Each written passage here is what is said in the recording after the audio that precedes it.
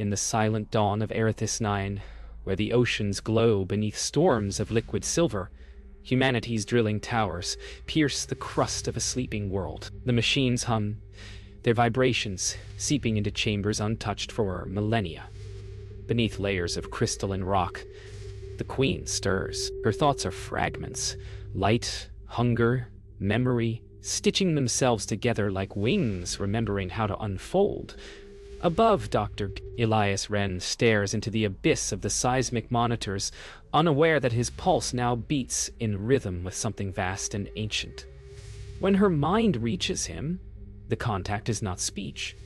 It is music, sorrow, and recognition. For the first time since the Hive Wars, the Queen feels curiosity, and somewhere deep within her, a human heartbeat echoes back. The seismic readings spike beyond calibration. Elias feels pressure in his chest, as though the planet itself has learned his name. His assistant calls for evacuation, but he cannot move. The air seems alive, charged with a strange empathy that whispers of ancient sorrow. In that electric stillness, he senses her, an intelligence vast yet fragile, awakening beneath his feet. Not an enemy, not yet. Something older than war, and younger than hope, reaching toward him through layers of stone, memory, and fear. Miles below, the cocoon fractures. Crystals fall like rain, and from the depths emerges the shape of the Queen. Tall, luminescent, wings folded like glass knives. Her breath is thunder, her mind a symphony of forgotten dreams. The Hive chorus hums through her veins, pleading for conquest, but she hesitates.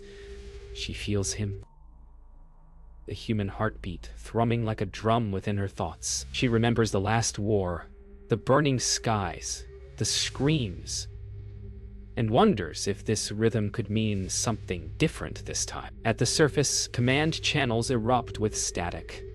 The colony's sensors fail, lights flicker, and storms spiral faster than recorded history. Yet, amid chaos, Elias isolates a signal, one repeating frequency shaped like a pulse. It is not random. It is deliberate. He isolates the tone, hears it shift into rhythm, into cadence, into something that feels almost spoken. The word untranslatable, but heavy with emotion. It means awaken. It means remember. As night falls, the ocean turns to liquid light. The auroras pulse in unison with the signal beneath the crust. Sirathea stands within her chamber, gazing up at the ceiling of stone that separates her from the stars. In the surface world above, Elias records a single note in his log. Something is listening. He closes his eyes and whispers into the darkness, not knowing she hears every word, every tremor of his soul. For both of them, this night is no longer just discovery. It is destiny calling through alien soil. The research base falls silent beneath the pulse of the awakening hive. Communication blackouts spread across Erithus 9, and fear begins to coil through the human ranks. Yet amidst the panic, Dr. Elias Wren cannot forget the voice that touched his mind. He dreams of obsidian chambers and eyes like burning stars. The next morning, against orders, he descends with a small team into the fissure. Below the crust, he finds not a monster, but a presence waiting, aware of his every step. Their eyes meet across the divide of light and species, and the Queen's mind unfolds like a galaxy. Words fail. Emotion speaks. Curiosity meets awe. And destiny begins to breathe between them. Deep within the chamber, Sirathea watches him approach. The first human her kind has seen in centuries. His form is fragile, soft, yet his gaze carries the courage of 1,000 generations. She extends her consciousness, brushing against his mind like a tide against a shore. For a moment, she tastes humanity, grief, compassion, longing, and it overwhelms her. The hive chorus hisses within her skull, warning her to resist, to preserve purity. but purity now feels like extinction. Elias reaches out his gloved hand toward the creature that legends called the Devourer of Men. Yet the moment feels sacred, not hostile. Their fingertips almost touch, one of flesh, one of light. A telepathic surge floods the space, visions of her hive world before ruin, her people's slow decay, the hunger for survival. When it fades, he finds tears on his cheeks. She looks upon him as one might regard a mirror of pain. Above ground, Commander Arlenbos demands answers. Data shows psychic waves emanating from the fissure, bending machinery, warping signals. He fears infection, or worse, a return of the hive. But Elias refuses evacuation, driven by something deeper than science. His reports become poetic, emotional, describing the Queen as a sorrow with a voice. To the commander, it's madness. To Elias, is revelation. When Elias returns to the chamber alone, the Queen speaks, not in sound, but in memory. He sees flashes of her breeding halls, the collapse of her empire, and her vow to forge stronger offspring. But the tone has changed. Curiosity now softens the hunger. She asks, "What makes you endure?" He answers, trembling, "Love." The word echoes through her mind like fire through glass. For the first time, the hive chorus falls silent. In the stillness that follows, she begins to understand that perhaps evolution's truest strength was never dominance, but connection. Days become a blur of whispers and observation. Beneath the surface, Elias establishes a temporary lab in the Queen's chamber, his every motion watched by a being who could crush him with a thought, yet does not. Sirathia allows samples, microscopic exchanges of her essence and his. When their minds touch, time seems to stop. She begins to dream in human colors, faces, laughter, warmth. He, in turn, feels alien instincts ripple beneath his skin, awakening something primal. The experiment is no longer scientific, it's intimate. A communion of evolution and emotion. When the first hybrid cell divides under the scanner's glow, both witness the impossible. The birth of a third destiny. In the hive depths, bioluminescent spores bloom like stars, echoing the energy of their union. Sirathia senses new patterns in her mind: gentleness, compassion, fear of loss. Emotions her kind never evolved to endure. The hive chorus warns of contamination, their collective voice now fractured, uncertain. She silences them with a single thought, her will bending the air into quiet. The Queen has found something stronger than command, curiosity wrapped in affection. Elias records nightly logs, his voice growing softer, more reverent. He no longer calls her subject, but she. His words tremble as he describes feeling her presence in his dreams, how her thoughts have become entwined with his. Each experiment now feels like confession, each discovery like intimacy. Yet deep within, guilt gnaws at him. What right does he have to play God with her future, or humanity's?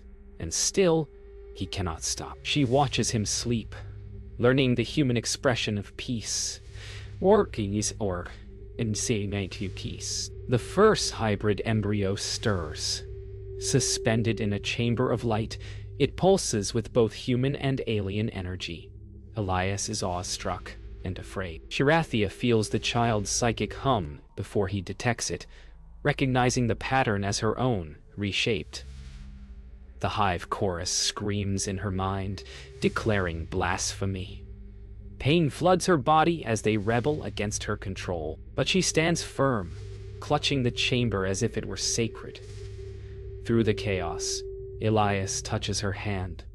"You're not alone," he whispers, and for a heartbeat, the hive obeys her silence. Night descends over Erithis 9. Lightning veins the sky as tremors shake the research base. Above, Commander Vos senses something stirring far below, something alive, spreading energy unlike any recorded pattern. In the chamber, Sirathia holds the growing hybrid close, psychic tendrils weaving warmth around it. Elias watches her, realizing with awe and terror that she is no longer the same being who once sought to breed through conquest. She now nurtures. She now feels. The boundary between love and creation dissolves, leaving only the silence of two souls who understand what they have unleashed. The hive awakens in fury. Beneath the crust of Erithus 9, billions of voices rise in psychic revolt, echoing through every tunnel, every chamber. The Queen's connection to the hybrid has fractured the ancient order. Gerathia feels the pain of her children as they scream her name like a curse. Their minds flood hers. Fear, betrayal, rage.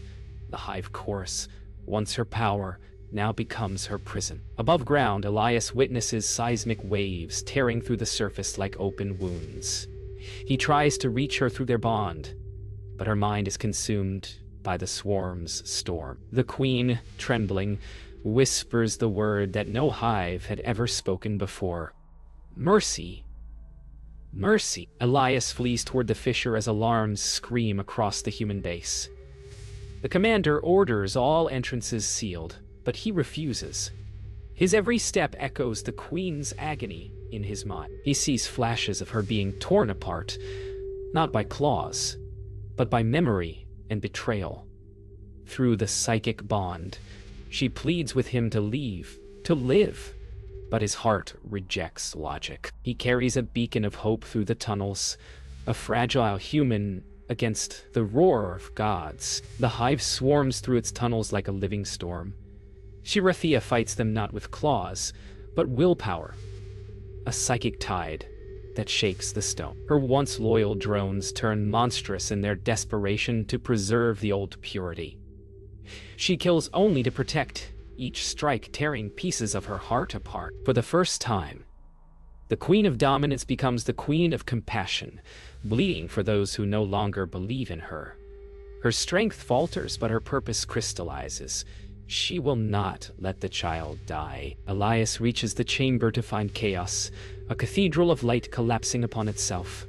The hybrid pod floats midair, trembling with unstable energy. Gerathia kneels before it, her breath ragged, her voice inside his mind a fading echo. He rushes to her, placing his hand on her chest plate, feeling the rhythm of two hearts, one alien, one human. The hive chorus rages, their collective scream cracking the stone. Elias whispers, "We can still save them."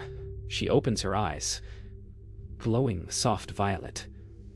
"No," she replies. The chamber implodes. The hive collapses upon itself like a dying star. Gerathia envelops Elias and the hybrid in a cocoon of energy, shielding them as the structure falls. Above, the surface quakes, oceans boil, and the sky turns to fire. Then silence. When Elias awakens, he lies on the barren cliffs under the aurora's ghostly glow. In his arms rests the hybrid pod, humming softly. The Queen is gone, but not truly. Her voice lingers within him, woven into his thoughts like a heartbeat. "Protect them," she whispers from beyond. "They are our future." Weeks pass beneath the storm-lit sky of Erithus 9.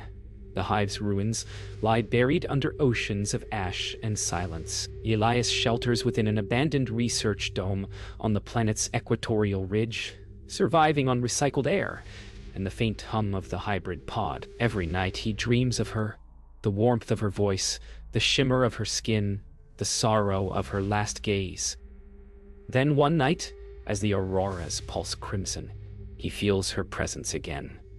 Not as memory, but as pulse and light. The air ripples, and from the shadows she emerges, reborn, diminished yet radiant.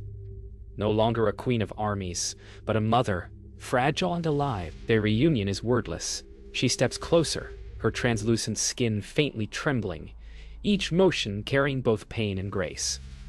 Elias reaches for her hand. This time, she does not hesitate. The contact ignites a psychic warmth that floods the air. Through it, he feels her exhaustion, her longing, and something new. Affection unbound by instinct.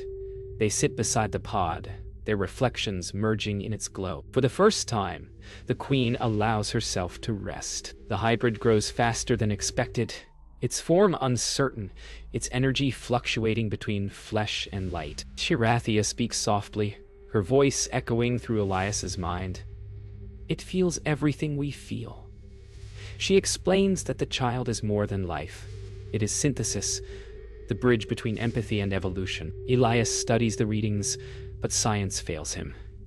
All he can do is watch as the creature inside the pod moves, as though reaching for both of them. He realizes that love is no longer just an emotion.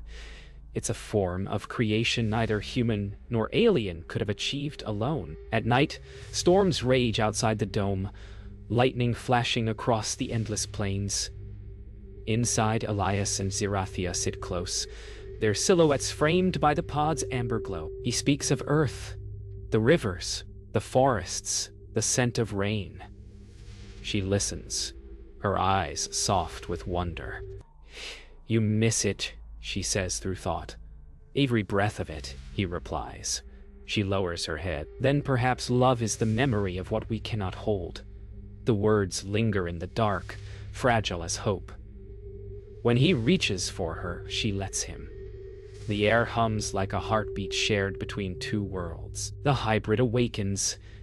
Its first cry is silent but seismic, a wave of light that ripples through the atmosphere, reawakening dormant spores across the planet. Irathia rises, trembling, understanding what it means. Her child is no longer hers.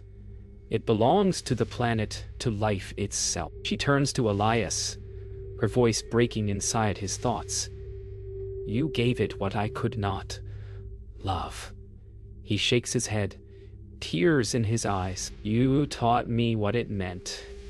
As dawn breaks, she steps into the light, her body beginning to dissolve into motes of energy that swirl around the pod.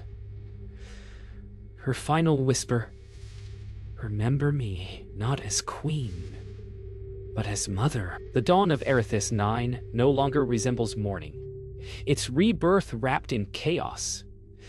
The hybrid's awakening sends seismic light through the planet's veins, stirring oceans, igniting skies. The once buried hive structures rise again, now hollow and glowing with new purpose. Elias stands at the edge of the dome, the hybrid in his arms, its glow pulsing like a living heartbeat. The voice of Zerathia whispers faintly within him, calm, sorrowful, eternal. It must choose its path.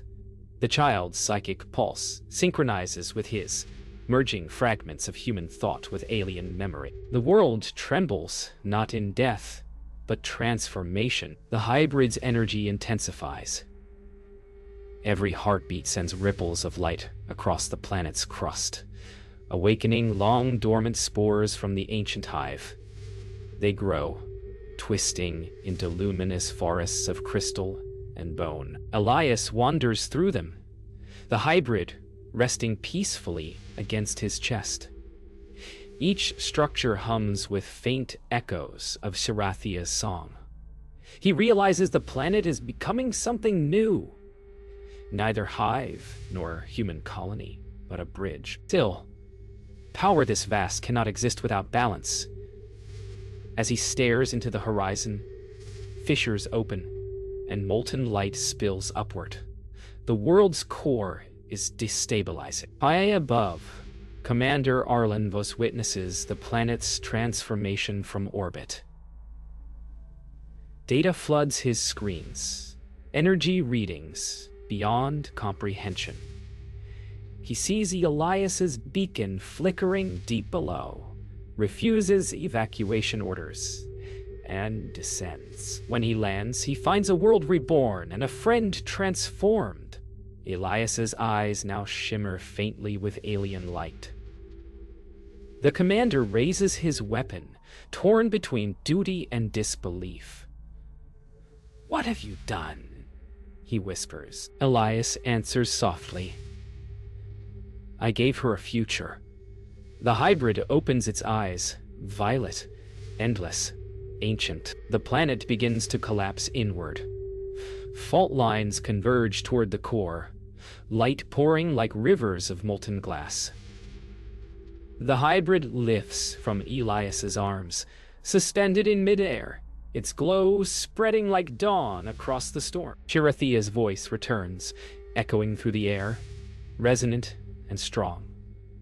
Erithis must live. Let me guide it.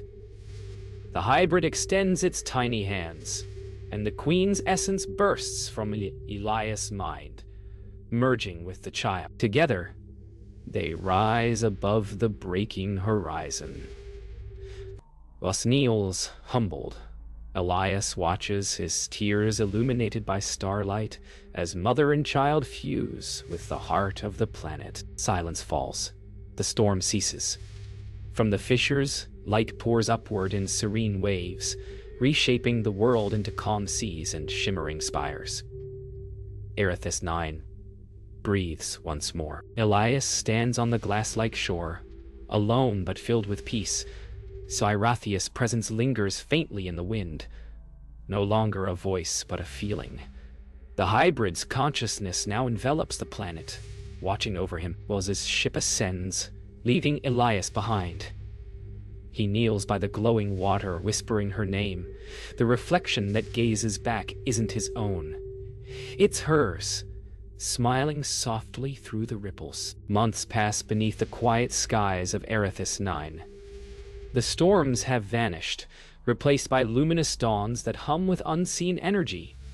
The planet now breathes in rhythm, alive and self-aware. Elias lives alone among crystalline fields, his every step accompanied by whispers in the wind, the queen's echoes guiding him through the reborn world.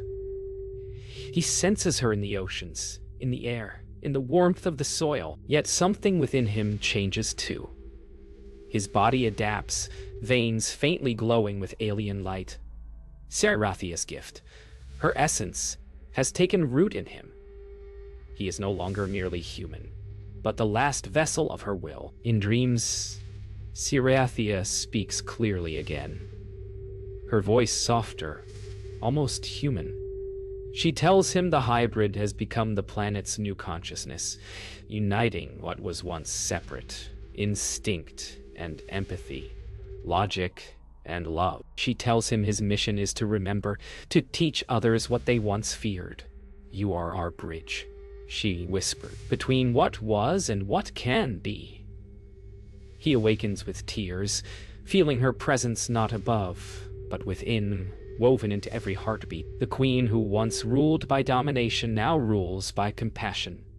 Her love infinite, her name dissolved into the rhythm of life. Commander Vos returns with a small exploration crew months later, expecting desolation. Instead, he finds paradise, oceans alive with luminous creatures, air rich with oxygen, soil singing with subtle vibrations. He locates Elias by the shore, transformed, radiant yet calm. You stayed, Vos murmurs. Elias smiles faintly. She never left. The commander lowers his weapon, understanding more than words can express. Humanity may never comprehend what occurred here, but Vos sees it clearly. A world once broken now, reborn through love, not conquest. As twilight descends, Elias feels a deep pull toward the planet's heart. He follows it to the old fissure, now a tranquil chasm filled with flowing light. The whispers grow louder, the queen's voice calling him home. You've carried my heart long enough, she says. Now, let it rest. He kneels, placing his hands upon the glowing ground. Energy rises, enveloping him in warmth and memory. He sees flashes of her awakening, her fall, her love, and then peace. His body dissolves into light, merging with the pulse of Erithis 9. Two souls, one world, forever entwined. Centuries later, Erithis 9 becomes a legend, a world of endless light, where no war can exist, where every living thing shares a single heartbeat. Spacefarers speak of the Song of the Queen, a low hum that echoes through comm channels when passing near the planet. Some say it's the voice of love eternal, carried by the union of alien and human hearts. Beneath the serene surface, two minds remain, merged, dreaming, watching. The queen who sought strength through breeding found it instead through compassion. The human who sought understanding found it through surrender. Together, they became the soul of a new world.